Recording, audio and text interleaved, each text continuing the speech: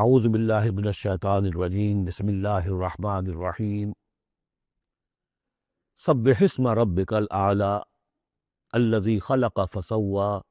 والذی قدر فہدی صدق اللہ العظیم۔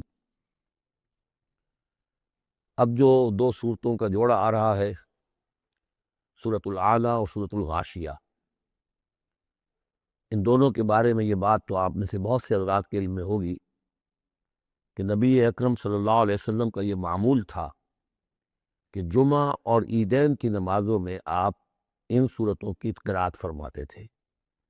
پہلی رکعت میں سورۃ الاعلی، دوسری رکعت میں سورۃ الغاشیہ۔ اور اس کی وجہ بھی صاف سمجھ میں آ جاتی ہے، ان دونوں میں تذکیر کا حکم ہے حضور کو، فذکر انما انت مذکر فذکر ان نفعت الذکریٰ۔ تو چونکہ جمعہ اور عیدین میں خطبہ ہے، باقی نمازیں جو ہے وہ تو صرف قرآن پڑھا جاتا ہے، لیکن یہ کہ جن نمازوں کے ساتھ خطبہ ہے اس میں وہ تذکیر ہے، یاد دہانی ہے، اور اس کے حوالے سے پھر یہ صورتیں جو ہے حضور نے صلی اللہ علیہ وسلم ان نمازوں کے لیے گویا کہ منتخب کی۔ سبح اسم ربک الاعلی، پاکی بیان کرو اپنے اس رب کے نام کی جو بہت بلند و بالا ہے۔ نام کا لفظ یہاں کیوں کہا گیا؟ اس لیے کہ ہمارا جو بھی کوئی ذہنی رشتہ ہو سکتا ہے اللہ تعالیٰ کے ساتھ، جہاں تک اس کی ذات ہے، وراء الورا ثم وراء الورا ثم وراء الورا، اس کا کوئی تصور ہمارے لیے ممکن نہیں، ہمارے تخیل سے، تصور سے، وراء الورا ثم وراء الورا، ہمارا جو بھی اس کے ساتھ ذہنی قلبی رشتہ ہے اس کے ناموں کے حوالے سے ہے۔ وَلِلَّهِ الْأَسْمَاءُ الْحُسْنَىٰ فَادْعُوهُ بِهَا، لہذا تسبیح بھی ہوگی اللہ کی، تحمید بھی ہوگی تو اللہ کے ان اسماء کے حوالے سے۔ الذی خلق فسوی والذی قدر فہدی، یہ چار الفاظ جو ہے بہت قابل توجہ ہے۔ جیسے کہ اس سے پہلے ہم پڑھ چکے ہیں کہ تین الفاظ میں تخلیق کے عمل کو اللہ تعالیٰ نے واضح کیا تقسیم کرتے ہوئے، هو اللہ الخالق البارئ المصور۔ ایک شے کا پہلے ایک ذہن میں نقشہ بنتا ہے، پھر اس کا بالفعل اس کو پھر باہر جو ہے اس کا وجود آتا ہے، پھر اس کے فنشنگ ٹچز ہوتے ہیں، پھر تصویر ہے اس کی۔ الخالق الباری المصور، یہ سورہ حشر کے آخر میں جو اسماء کا گلدستہ ہے سب سے بڑا قرآن حکیم میں، اس میں آخر میں یہی تین ہے۔ یہاں چار الفاظ ہیں، خلق فسوا۔ اس کو ہم یوں سمجھ سکتے ہیں کہ ایک ہے کسی چیز کا جو اصل حیولہ ہے وہ تیار کر دیا جائے، جس کی سادہ ترین مثال یہ ہے کہ بلڈنگ ہے، اس کا سٹرکچر کھڑا ہو گیا، اب اس کے بعد تسویہ ہے، اس کی چھان پھٹک کر کے اور اس کے سنوارنا ہے، اس کو، اس کے اندر ڈیکوریشن ہے، اس کے اندر مختلف جو ہے خوبصورتی کی چیزیں پیدا کرنی ہے، یہ تسویہ ہے۔ تو تخلیق ڈھانچہ کھڑا ہو جانا، اور تسویہ پھر اس کے اندر تمام چیزوں کو بہتر سے بہتر انداز میں فنشنگ ٹچز دینا۔ والذی قدر فہدی، اب ہر شے کی جو کہ ان دو مراحل سے گزر چکی ہے، تخلیق اور تسویہ کے دو مراحل سے، اب اس کے لیے ایک اندازہ مقرر کیا جاتا ہے، اس کی کیا کیپیبلٹیز ہیں، اس کی کیا پوٹینشیلٹیز ہیں، یا یوں کہیے اس کی کیا لیمیٹیشنز ہیں۔ اب ایک انسان ہے، اشرف المخلوقات ہے، لیکن اس کی یہ لیمیٹیشن ہے کہ وہ اڑ نہیں سکتا۔ پرندہ ہے، چھوٹی سی چڑیا اڑتی پھرتی ہے۔ تو ہر ایک نوع کی لمٹس ہیں، ہر ایک نوع کے لیے اللہ تعالیٰ نے اس کی ایک تقدیر، اس کا ایک اندازہ جو ہے مقرر کر دیا ہے۔ پھر انواع کی تقدیر مقرر، انسانوں کی بھی تقدیر ہے، وہ جو میں بتا چکا ہوں، شاخلہ جو بنتا ہے، وہ جو بھی جینز آئے ہیں وہ تو اس کے گویا کہ گیون ہے اس کے لیے، کسی کو ذہانت والے ملے ہیں، کسی کے اندر جسمانی قوت والے زیادہ ہیں، کسی میں کوئی اور وصف ہے، تو یہ بھی اس کے لیے گیون ہے، اور اس سے اس کا شاخلہ تیار ہو جاتا ہے، اس کی شخصیت کا ایک سانچہ بنتا ہے۔ اب ظاہر بات ہے کہ اس کے اندر جو بھی اب وہ محنت کرے گا اس کے اندر اندر کرے گا، اس سانچے سے باہر نہیں نکل سکتا۔ جیسے انگریزی کی کہاوت کہہ لیجیے یا جو بھی اسے کہیں، کہ وہ کہتے ہیں کہ you can't outgrow your skin, یہ کھال جو ہے ہمارے جسم پر چڑھی ہوئی ہے، آپ کتنے ہی موٹے ہو جائیں، میں اور کتنا ہی پھیل جاؤں، لیکن کھال سے باہر تو نہیں نکلوں گا، کھال وہ پھیلتی چلی جائے گی، تو کھال کے اندر رہنا ہے۔ اسی طرح وہ جو سانچہ بن گیا ہے انسان کی شخصیت کا، نیکی کریں گے تو اسی کے اندر اندر کریں گے، بدی کریں گے تو اس کے اندر اندر کریں گے۔ اب اس کی کوانٹٹی جو ہے وہ اللہ تعالیٰ کے ہاں فیصلہ کن نہیں ہے، اللہ تعالیٰ یہ دیکھ لے گا کہ اس شخص کے اندر کتنی کیپیبلٹی تھی، اس کے حساب میں اس نے کیا کیا۔ ایک شخص 100 درجے تک جا سکتا تھا، وہ گیا ہے 50 درجے تک۔ ایک شخص جا ہی سکتا تھا 50 تک، اور وہ 50 تک چلا گیا، تو وہ 50 تک جو ہے وہ 100% کامیاب ہو گیا، اور یہ جو ہے ناکام شمار ہو جائے گا۔ تو یہی بات جو ہے میں نے وضاحت پہلے بھی کر دی تھی کہ لا یکلف اللہ نفسا الا وسعها، کسی بھی جان کو اللہ تعالیٰ مکلف نہیں ٹھہرائے گا، رسپانسبل نہیں ٹھہرائے گا مگر اس کی وسعت کے مطابق۔ یہ انڈیویجول سا جو ہے وسعت ہر شخص کی، اس کا شاکلہ، یہ گویا کہ اس کی ذاتی تقدیر ہے۔ فہدا چوتھی چیز ہے کہ ہر شے کا ایک اندازہ مقرر کرنے کے بعد پھر ایک جبلی ہدایت اس کو دے دی جاتی ہے، چلو ادھر۔ پہلی جبلی ہدایت ہے جس کا ذکر آ جائے گا ابھی تھوڑی دیر کے بعد۔ جبلی ہدایت جو ہے وہ ہر بکری کے اندر ہدایت ہے کہ یہ چیز تمہارے کھانے کی، یہ کھانے کی نہیں ہے، بہترین گوشت اس کے سامنے ڈال دیجیے وہ تو نہیں کھائے گی، تو جبلی ہدایت ہے اس کی۔ اور گوشت کی اور جو ہے آپ شیر کے سامنے بہت اچھی سبزیاں ترکاریاں لا کر ڈال دیجیے، وہ دیکھے گا بھی، ٹھوکے گا بھی نہیں، ان کو اسے گوشت چاہیے۔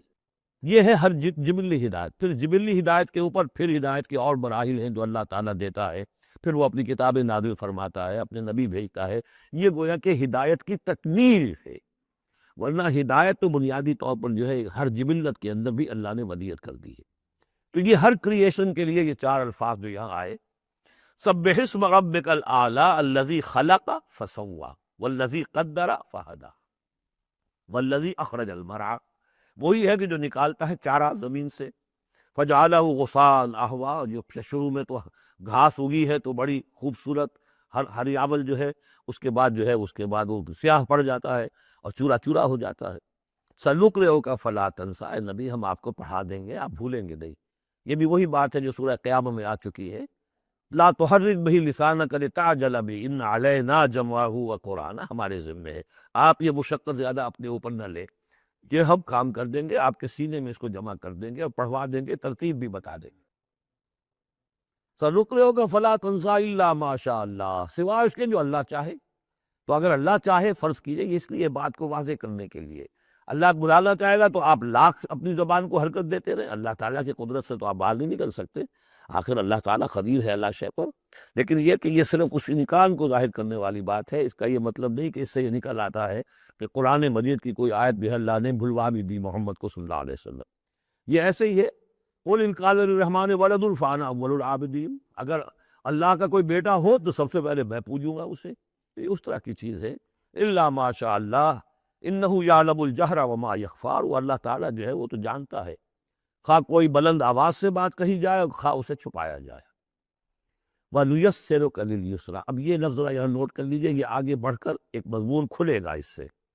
اور سہج سہج تیسیر، یسر سے باب تفعیل، آسان کرنا، اور سہج سہج تھوڑا تھوڑا رفتہ رفتہ ہم آپ کو آسان بنا دیں گے۔ کس چیز کے لیے؟ یسرا، وہ بڑی جو آسانی ہے جنت وہاں پہنچائیں گے، اور جو بڑی کامیابی ہے دنیا میں دین کا غلبہ وہاں بھی پہنچا دیں گے، لیکن سہج سہج ہوگا۔ اس کے لیے اپنا ایک تدریج ہے جو ہماری حکمت میں، ہمارے علم میں ہے۔ ویسے ہم چاہیں آنے واحد میں کر دیں، دین کا غلبہ ہو جائے، کوئی رہے نہ دشمن، آنے واحد میں تمام انسان جو ہے اور تمام جنات کو ابو بکر جیسا بنا دیں، ہم بنا سکتے، لیکن یہ کہ ہماری جو حکمت تخلیق ہے اس میں یہی ہوگا، تیسیر، آہستہ آہستہ، اور یہ فلسفہ آگے چل کر بہت کھلے گا۔ وَنُيَسِّرُكَ لِلْيُسْرَىٰ فَذَكِّرْ إِن نَّفَعَتِ الذِّكْرَىٰ، آپ تو یاد دہانی کراتے رہیے اگر فائدہ دے سمجھانا۔ اور اس میں در حقیقت یہ ہے کہ ذکر جو ہے اللہ تعالیٰ کا اور اللہ تعالیٰ کی تذکیر جو ہے، اگر تو کہہ دیا ہے یہاں پر اگر فائدہ پہنچائے، لیکن اس کا یہ مطلب نہیں کہ اگر فائدہ پہنچائے تبھی تذکیر کی جائے، اس لیے کہ آگے آ رہا ہے سَيَذَّكَّرُ مَن يَخْشَىٰ، یعنی آپ اگر تذکیر کریں گے تو جس کے دل میں کچھ خوف ہے اس کو تو فائدہ ہو جائے گا نا۔ آپ تذکیر فرما رہے ہیں، نئی وحی آ گئی ہے، اسے آپ نے پڑھ کر سنایا ہے، وہ جن کو پرواہ نہیں ہے ان کو تو فائدہ نہیں ہوگا، لیکن آپ کے اہل ایمان ساتھیوں کے علم میں اضافہ ہوگا، ان کے اندر اور جو ہے ایمان جو ہے بڑھے گا۔ سَيَذَّكَّرُ مَن يَخْشَىٰ وَيَتَجَنَّبُهَا الْأَشْقَىٰ، البتہ جو شقی ہے، بدبخت ہے، وہ اس سے اسے اپنا پہلو کترا جائے گا، وہ پہلو موڑ لے گا۔ الذی یصلی النار الکبریٰ، جس کا انجام پھر یہ ہونا ہے کہ وہ بڑی آگ میں جھونکا جائے گا، داخل ہوگا بڑی آگ میں۔ ثم لا یموت فیہا ولا یحییٰ، پھر نہ اس میں وہ مرے گا اور نہ زندہ رہے گا، نہ زندوں میں نہ مردوں میں۔ لا تبقی ولا تذر، سورہ مدثر میں جو آیت آئی تھی، ثم لا يموت فیہا ولا یحییٰ، پھر نہ اس میں اس کو موت آئے گی، نہ وہ زندوں میں ہوگا نہ مردوں میں۔ قد افلح من تزکا، یقیناً کامیاب ہو گیا وہ، یہ مضمون بھی آگے اب پھیلے گا اور بڑھے گا، ترقی کرے گا۔ قد افلح من تزکا، بے شک کامیاب ہوا وہ کہ جس نے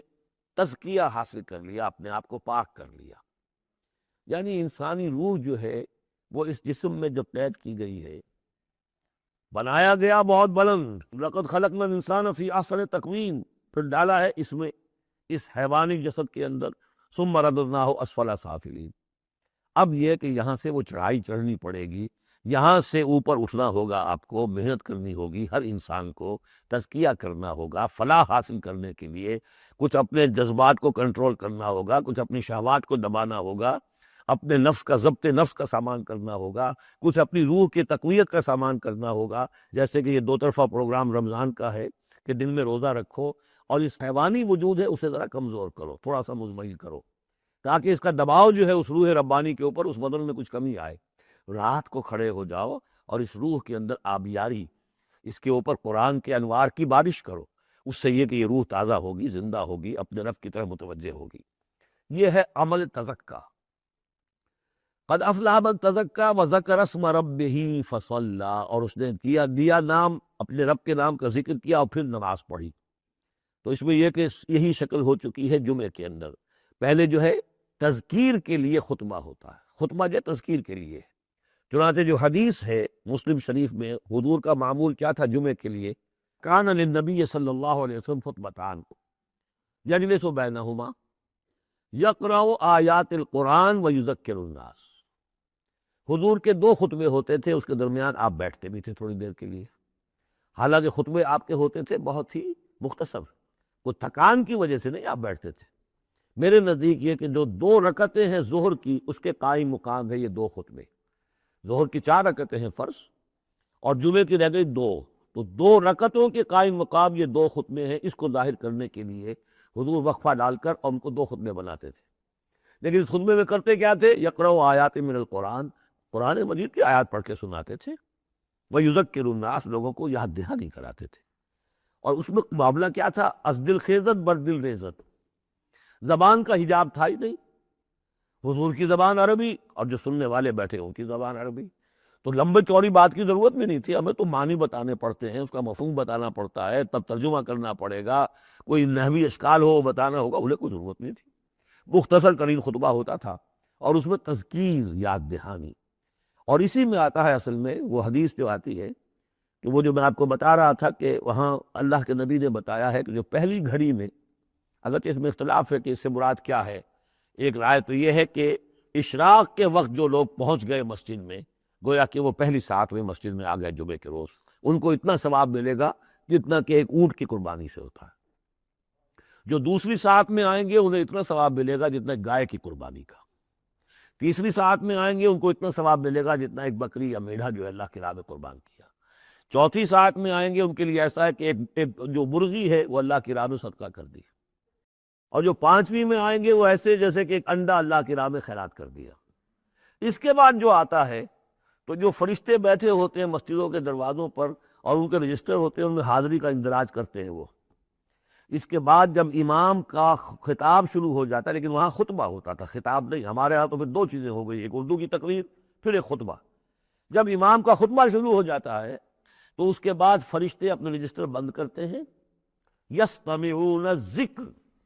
وہ بھی اس ذکر کو سننے میں مصروف ہو جاتے ہیں، یعنی اب جو آنے والے ہیں ان کا اندراج نہیں ہوتا۔ اب اس کو جو تعویل کی علماء نے، اور علماء میں سے شاہ ولی اللہ دہلوی کی بھی تعویل ہے یہ کہ ایک تو یہ کہ اس سے مراد یہ ہماری ساعتیں نہیں ہیں بلکہ کچھ خفی ساعتیں ہیں، یہ اگرچہ مجھے اختلاف ہے ان کی رائے سے۔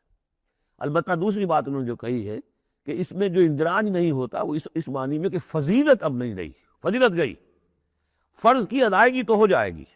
چاہے خطبے کے دوران بھی آپ پہنچ گئے ہیں تب بھی جمعے کی فرض کی ادائیگی تو ہو جائے گی، لیکن فضیلت کا معاملہ دفتر فضیلت ہے جو فرشتے بند کرتے ہیں، اب آپ کا اندراج نہیں ہوگا جب امام نے خطبہ شروع کر دیا۔ تو وہ ہے کہ ذکر اسم ربہ، پہلے خطبے میں اللہ کا نام لیا، ذکر کیا، پھر نماز پڑھی، یہ ترتیب گویا کہ جمعے کے اندر ہو رہی ہے۔ بل توثرون الحیات الدنیا، تمہارا اصل مرض کیا ہے؟ تم دنیا کی زندگی کو ترجیح دیتے ہو، اللہ اللہ خیر صلی اللہ، میں نے یہی کہا تھا نا کہ بما قدم واخر، کسے آگے رکھا کسے پیچھے رکھا، سارا فیصلہ تو اس میں ہے، مقدم آخرت ہے اور دین ہے یا دنیا ہے۔ یا تو آپ نے مقدم بنا دیا آخرت کو تو جتنی دنیا مل جائے اللہ کا فضل ہے، اللہ کی طرف سے دین ہے، بونس ہے، لیکن اگر آپ نے مقدم بنا دیا دنیا کو تو پھر آپ گئے۔ بس یہ ہے سارا کانٹے کی بات جو ہے۔ تو اس حوالے سے بل تؤثرون الحیات الدنیا کلا بل تحبون العاجلہ وتذرون الآخرہ، تمہارا اصل مرض یہ ہے، تم اس عاجلہ سے محبت کرتے ہو، اس کا نفع بھی نقد نقصان بھی نقد، تکلیف بھی فوراً محسوس ہو گئی اور راحت بھی فوراً محسوس ہو گئی، اور آخرت کی نفع نقصان بھی قرض ہے، ادھار ہے، اس کی تکلیف اس وقت محسوس نہیں ہو رہی، انگارے بھر رہے ہیں اپنے پیٹ کے اندر لیکن وہ انگارے اس وقت پیٹ کو جلا نہیں رہے ہیں، وہ انگارے ظاہر ہو جائیں گے قیامت کے اندر، وہ جلائیں گے اس وقت، لیکن انگارے بھر اس وقت رہے ہو۔ جو فرمایا کہ جو یتیموں کا مال ہڑپ کرتے ہیں ناحق طور پر، ما یاکلون فی بطونہم الا نار، وہ آگ بھر رہے ہیں اپنے پیٹوں کے اندر، لیکن اس وقت وہ آگ ٹھنڈی ہے، شوگر کوٹڈ ہے، اوپر اس کے انسولیشن ہے، وہ آپ کے معدے کو جلاتی نہیں جا کر، لیکن وہی ہے تو آگ۔ بہرحال تم ترجیح دیتے ہو دنیا کو، والآخرۃ خیر وابقیٰ، جبکہ آخرت بہتر بھی ہے اور باقی رہنے والی ہے۔ ان ھذا لفی الصحف الاولیٰ، یہی بات تھی پرانے صحیفوں میں۔ اصل میں یوں سمجھیے کہ جو کانٹے کی بات ہے وہ یہ ہے، جو اصل شے ہے ہدایت اور ضلالت کی جو بات ہے، راز وہ یہ ہے، کس کو مقدم کس کو مؤخر، دنیا یا آخرت۔ صحف ابراہیم و موسیٰ، صحف اولیٰ یعنی ابراہیم کے صحیفے اور موسیٰ کے صحیفے، ان کا ذکر پہلے بھی آیا ہے، تو موسیٰ کے صحیفے ہمیں معلوم ہے، ابراہیم کے نہیں۔ جیسا کہ میں نے عرض کیا، میری ایک رائے ہے کہ جو ہندوؤں کے ہے اپنشد، وہ میرے نزدیک صحف ابراہیمی کی بگڑی ہوئی بدلی ہوئی شکلیں